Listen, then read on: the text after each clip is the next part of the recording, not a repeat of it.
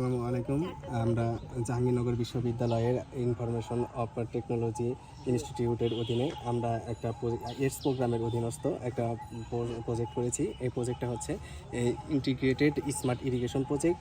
এখানে আমরা একটা ওয়েদার স্টেশন তৈরি করেছি। আমরা এখান থেকে ওয়াটার কোয়ালিটি অ্যাসেসমেন্টের জন্য একটা প্রজেক্ট তৈরি করেছি। আর সর্বশেষ আমরা এই স্মার্ট ইরিগেশনের জন্য আমরা একটা পাম্পের ব্যবস্থা করেছি, যেখান থেকে পাম্পটা অটোমেটিক রান হবে এবং সেখানে ইরিগেশনের ব্যবস্থা থাকবে অটোমেটিক্যালি। তো এই ক্ষেত্রে আমরা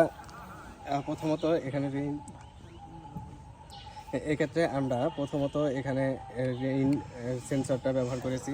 এখানে মাধ্যমে আমাদের বৃষ্টিপাত হওয়ার কোনো সম্ভাবনা থাকলে বৃষ্টিপাতের ডাটা আমরা কালেক্ট করতে পারবো। এখান থেকে আমরা টেম্পারেচারের ডাটা নিতে পারবো, এখান থেকে আমরা লাইট ডাটা নিতে পারবো। এইসবের মাধ্যমে আমরা এই জায়গায় এসে আমরা এখানে ওয়াটার কোয়ালিটিটা অ্যাসেসমেন্ট করতে পারবো।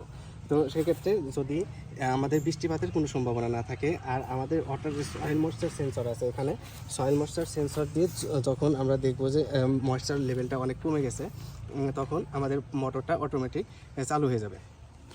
এই মোটর যখন চালু হবে, এখন মোটরের ওয়াটার কোয়ালিটি অ্যাসেসমেন্টের জন্য আমরা এই প্রজেক্টটা তৈরি করেছি। এখান থেকে আমরা টার্বিডিটি সেন্সর ব্যবহার করেছি। টার্বিডিটি সেন্সরের মাধ্যমে আমরা এখানে পানির স্বচ্ছতা পরিমাপ করতে পারবো। একই সাথে পানির টেম্পারেচারও এখান থেকে পরিমাপ করা যাবে। এখানে থার্মাল সেন্সর আছে আমাদের সাথে। এখানে আমাদের পোটেনশিওমিটার আছে। পোটেনশিওমিটারের মাধ্যমে আমরা ডিজলভ অক্সিজেনও পরিমাপ করতে পারবো। আর এই সমস্ত বিষয়গুলো আমরা ব্লিঙ্ক প্ল্যাটফর্মে দেখাতে পারবো এবং ব্লিঙ্ক অ্যাপসের মাধ্যমে আমরা এইটাকে কন্ট্রোল করতে পারবো, মোটরটাকে কন্ট্রোল করতে পারবো, ম্যানুয়ালি কন্ট্রোল করা যাবে।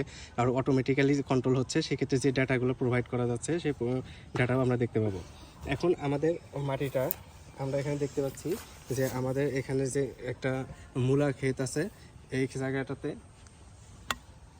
সয়েল ময়েশ্চার অনেক কমে গেছে। এখন আমরা যদি এখানে একটু পানির ব্যবস্থা করি তাহলে দেখা যাবে যে ময়েশ্চারটা কমে গেছে। এই জন্য দেখেন এখন ব্লিঙ্কের দেখাচ্ছে যে 37% এখানে আমাদের সয়েল ময়েশ্চার আছে। তো এই ক্ষেত্রে আমাদের মোটরটা অটোমেটিক চালু হয়ে যাবে।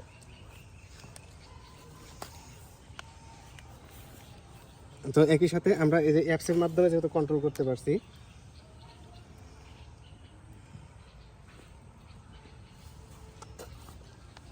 তো আমাদের জমিতে অটোমেটিক এখানে পানি চলে আসছে।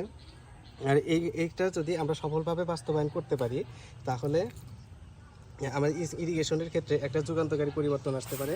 আমাদের কৃষকরা ঘরে বসে তাদের মোটরটা চালু করে রাখতে পারবে, অটোমেটিকভাবে পানি প্রদান করা যাবে ক্ষেতের জমিতে।